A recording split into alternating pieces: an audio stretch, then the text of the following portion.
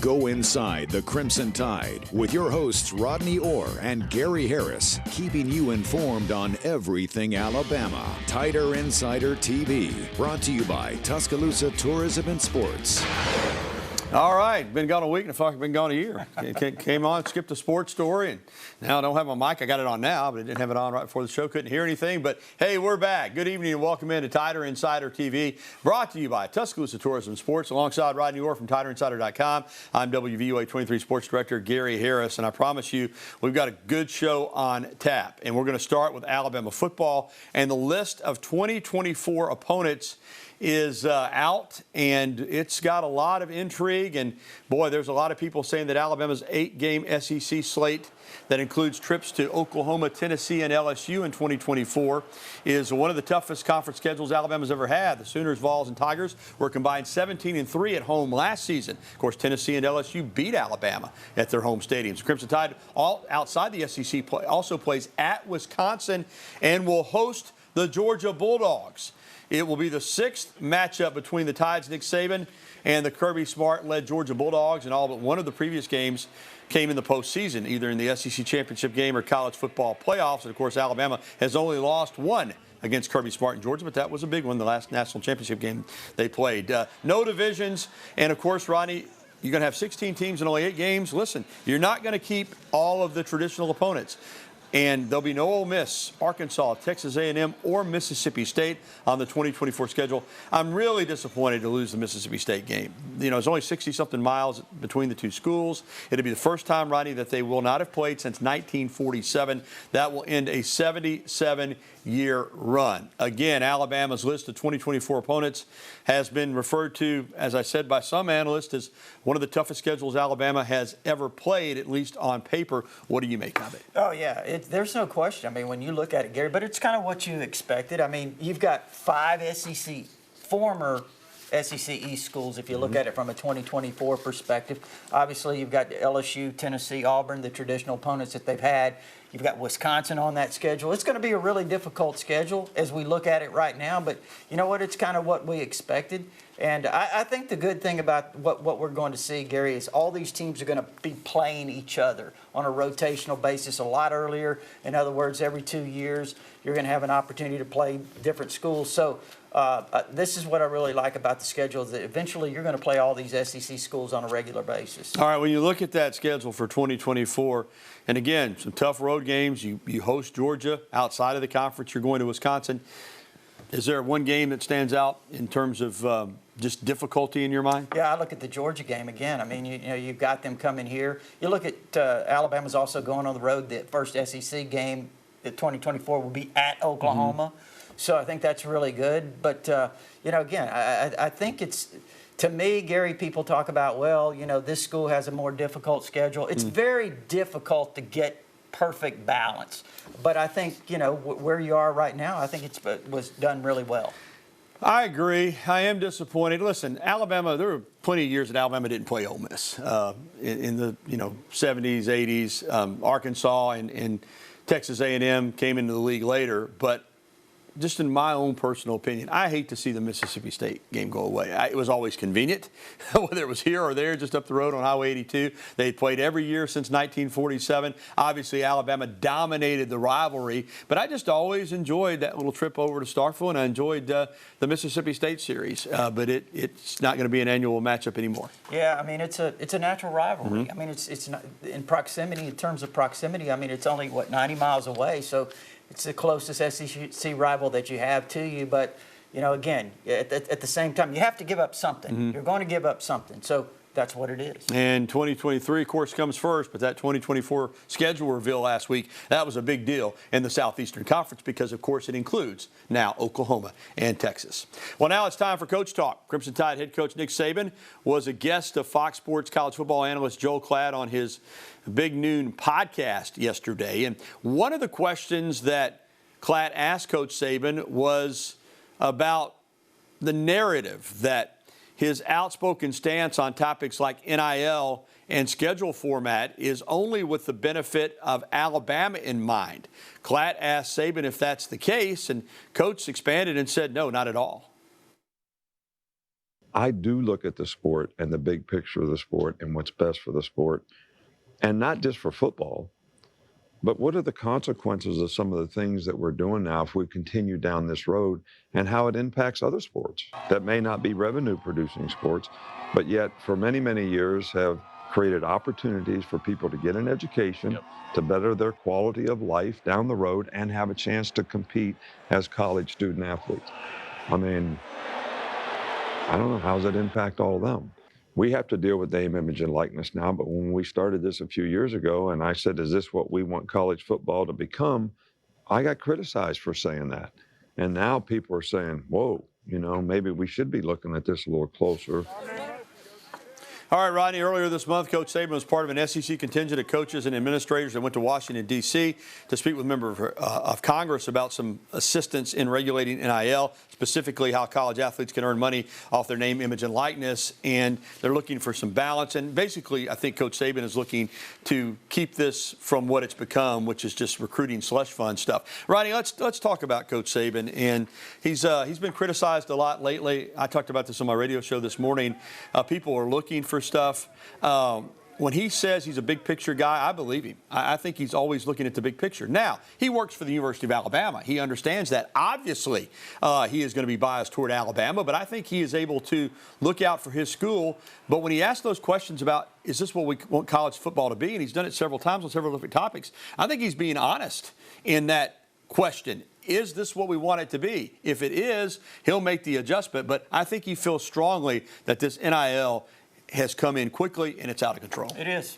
I mean, we've talked about it repeatedly. Again, there's no boundaries, there's no rules, there's no regulations. It's just kind of the wild, wild west is what it is, what it has been. We talked about it before it came about, that this is what it was going to be. We could even go to the transfer portal. We said that schools were going to be recruiting players at other schools, and that's what's happening now. You almost need a retention staff to keep your roster together. I mean, this is what it is, and it's there certainly needs to be some governing body somehow, some way that can regulate all these things and kind of put everybody under the same umbrella. Yeah, because right now, as you said, a wild, wild west is a good term. We have recruiting slush funds. Name, image, and likeness was based on what it means. You get to college and you earn money on your name, image, and likeness, not as an inducement to come to a school. But that's what it is right now, and there's not anything that anybody can do about it. Hopefully, something is coming in the past. Well, Rodney, in the last few years, we've seen the other side of Nick Saban's personality more often. How about this coming up? If you're wondering what a right hook looks like from the coach, wonder no more. Saban's daughter, Kristen, posted the video to her Instagram showing Alabama head football coach going a few rounds with this VR boxing video game, saying Happy Father's Day to the GOAT and his mean right hook. The video quickly went viral with hundreds of comments taking a guess at who Saban might have been dueling with. Now, we can't know for sure if it was Kirby Smart or Jimbo Fisher or somebody else. But, man, I tell you what, for 71 years ago, he can still move it pretty well, Kenny Rod. Must be in pretty good shape there. I tell you what, he looks good there, throwing a few punches, jabs, hooks, straight right hands. He can do it. All right, for the second time this offseason, Patrick Murphy and Alabama softball have gone to the transfer portal to get a pitcher. LSU freshman Aaliyah Johnson announcing that she'll be transferring to the Crimson Tide. She's a Fairhope native. She went 7-1 with a 1.41 ERA as a freshman at LSU, so she's got 3 years of eligibility remaining. She's a good one. Alabama is expected, or possibly will have 5 pitchers. Jayla Torrance and Alex Salter returning. LSU's Johnson and transfer Kayla Beaver from Central Arkansas, and incoming freshman Jocelyn Brisky. Well, still to come on TITV, one of Alabama baseball's top players has entered the portal. And the Crimson Tide will have multiple players in the NBA draft. We'll preview Thursday's NBA draft night coming up next. And we'll be getting to your phone calls, emails, and tweets. As always, the phone number 205-348-WVUA. That's 348-9882. Feel free to give us a call or email us at TITV@WVUA23.com. We'll be right back with the only show that takes you inside the Crimson Tide, Tider Insider TV. We'll return right after this.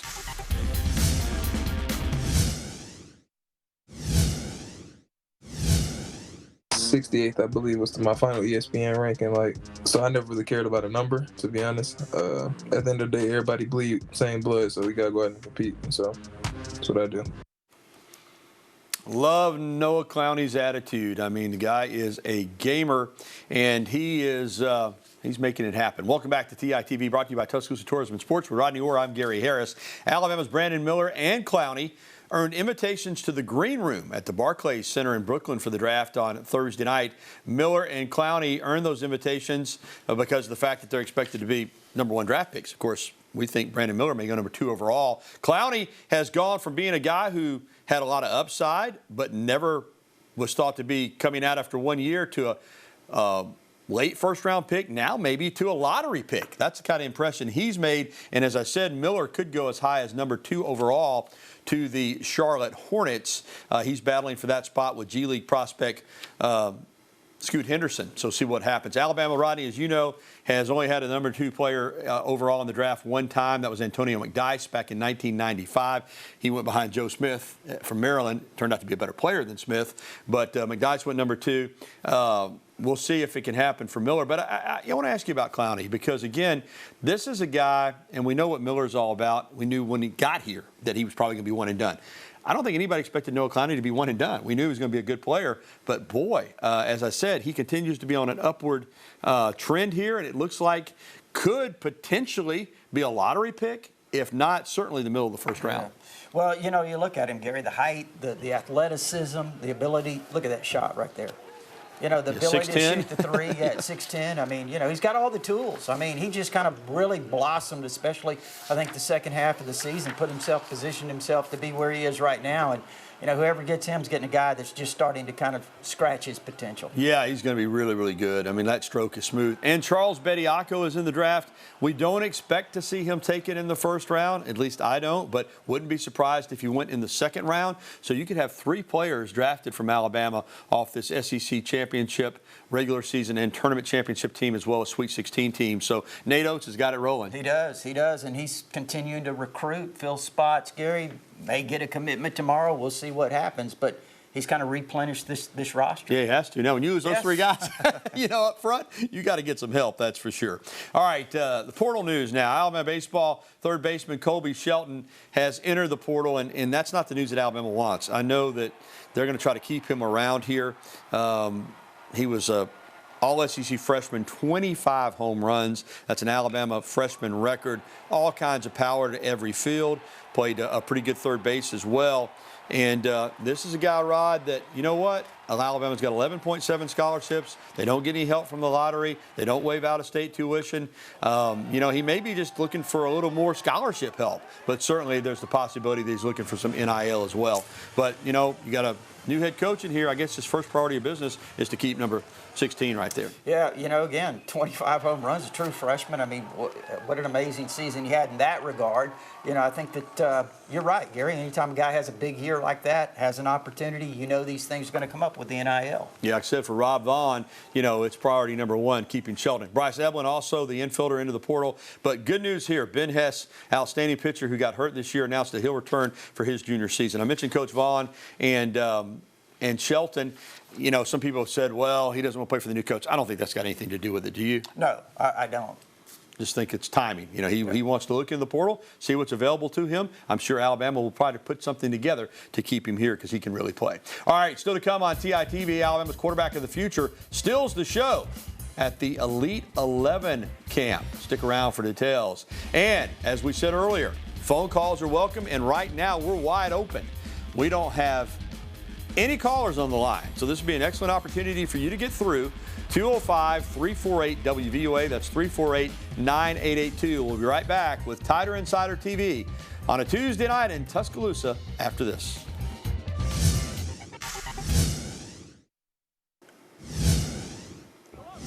All right, big news on Julian Sayin. Listen, Elite 11 success is always not a barometer for college success. We remember Blake Barnett. Sure. But it is the creme de la creme of high school quarterback for college prospects. 2024 Crimson Tide commit Sayin won the MVP of the Elite 11, which now includes 20 quarterbacks. First Tide commit to win it since Tua Tagovailoa. And listen to some of the guys that were there. You're talking about Elijah Brown, who's still uncommitted, but top prospect. Dylan Raiola, the Georgia commit, who is rated ahead of Sayin in a lot of these rating systems. DJ Lagway of Florida, Aaron Nolan of Ohio State, CJ Carr of Notre Dame. Rodney, again, listen, he's got to come to college and he's got to prove it. But this is a big deal to be named the MVP at this camp. I think it's obviously it's a very prestigious honor. I mean, you have the top high school quarterbacks in the country, as you mentioned, Gary. It wasn't just 11. There 20 was, of how them. many? 20? Yeah. Yeah. So, again, a lot of competition there. They did a variety of drills. He starred every single day. I know you had Brandon Stone from San Diego on your radio show today who talked about Julian Saban. And, you know, Gary, I said this a couple of weeks ago on this show.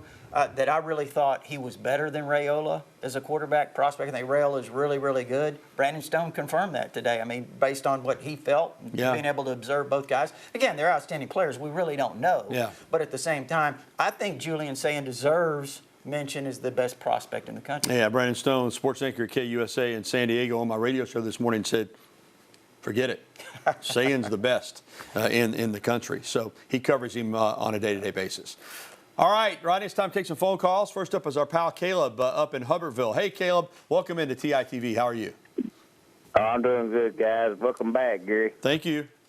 Yeah, I was wanting to know what the holdup was with Grant Nelson and can Nate Oates really in a commitment from Jaron Stevenson tomorrow. Thanks, guys. All right, thank you. We'll answer those for you, Caleb. I think on Nelson, I think that report that came out, I guess like 10 days ago now, that he was going to commit to Alabama was a little premature. I still think this is where he's going to wind up, but I think he's finishing up some academic stuff at North Dakota State, and I think the family wants to do it on their own timeline. So I can't tell you when, but I still feel like Alabama's the leader. Don't you, Rod? Yeah, I agree. Everything I've heard, Gary, falls in line with what you just said.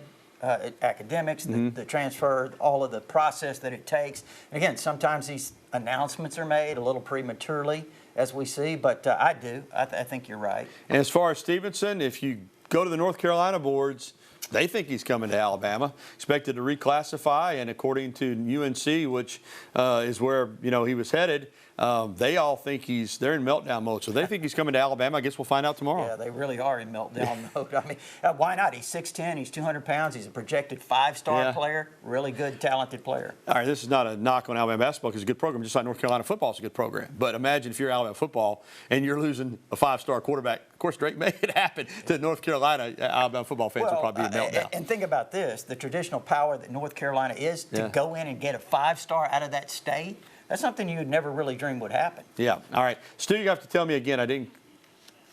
Who again? Putty. All right. Putty over in Alabaster. All right, Putty. You're on TITV. Go ahead, my friend.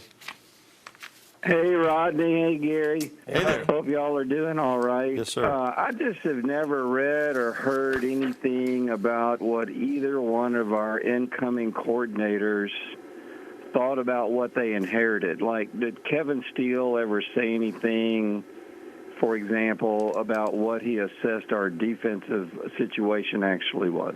Okay, Putty, no, because really I can't think of an occasion that either one of them has spoken to the media. Alabama has the one voice policy, and it's Coach Saban. We will hear from those guys prior to fall camp. During the media day, we'll hear from Steele and we'll hear from Tommy Rees. Until then, I don't know if there'll be any media opportunities for them. So, no, we haven't heard. I'm guessing they're pretty tickled with the amount of talent they're coming into here. But, again, we don't know. Yeah, well, the things I've heard, Gary, obviously Tommy Rees is coming here. He's got a lot more toys in the closet than what he had at Notre Dame. So he's got a lot to work with. Kevin Steele, I understand he's very pleased with the talent that they have here right now. Again, a lot of young players, a lot of development that has to go on. But, yeah, certainly very pleased. All right, we'll be back with more phone calls. Give us a call, 205-348-9882. We'll be back after this.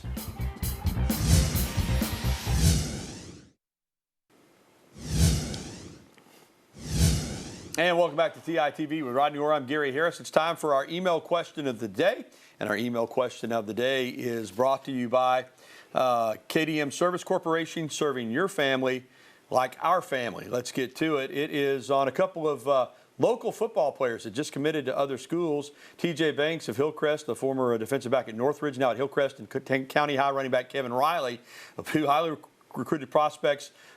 Banks to Mississippi State, Riley to Miami. Rodney, the question from Todd in Tuscaloosa is, did Alabama recruit those guys? I know they did. Now, whether or not they had firm offers, I don't know. Again, a lot goes on in the evaluation process, Gary. It doesn't mean that, even though they even committed, this thing could certainly change later in the process. We'll see what happens. But, yeah, they recruited them. Did they have them on the offer list in terms of a committable offer? I mean, that's another story that we really don't know, but they certainly recruited them. All right, thanks for the email of the day, and thanks to KDM Service Corporation. Let's go back out on the phone lines. Jeff in Birmingham is with us. Hey, Jeff. Gary, Rodney, quick question for you. I know the schedules for 24 are for next year with 8. Do you anticipate a 9-game going forward in 25? And if so, do you think Mississippi State will come back on there, or are they just going to be a rotating team from now on? Yeah, Jeff, my guess is Mississippi State's going to be a rotator regardless of whether it's 8 or 9 games. Will they go to 9 games in 2025? I don't know. No, I don't either, but I think eventually they probably will. But right now, it's tough to say. Yeah, I think Mississippi State, though, will not be a permanent opponent is my feeling on that. All right, let's get to Romulus and talk with Tommy. Hey, Tommy. Hey, y'all, guys, how y'all tonight? Doing well. Real quick, look like we signed in all pitchers for softball. We getting any hitters? Tommy, they're gonna work on some hitters too. I just think that with Montana Fouts leaving, she was your crutch. You know, she was the person that you leaned on for the entire program. They feel like they've got to reassess the pitching, although Torrance sure finished like a gangbuster. But yeah, Ronnie, offensively they got to get better. I don't care who's in the circle. They got to score more runs. They really do, and they've talked about hiring the hitting coach, as you know, Gary. But again, you've got to be able to have people that can swing the bats. Indeed. Thanks for the phone calls and the email of the day. We'll be back to wrap up this edition of TITV on a pretty night in T-Town right after this. Repossess you good. Bradley Bozeman's first Father's Day was special. The former Alabama center and current Baltimore Ravens center received the truck from his wife, Nikki, that belonged to his late Uncle Roy, who passed away late last year. He wanted that truck, and he got it, man. And what a way to spend his first Father's Day. All right, that is going to do it for this edition of Tider Insider TV. A reminder, if you missed the show or you want to catch it again, a replay tonight at 10:30, or you can find it anytime at WVUA23.com. For Rodney Orr, I'm Gary Harris. Thanks for watching, everybody. Good night, and we'll see you again next week on TITV.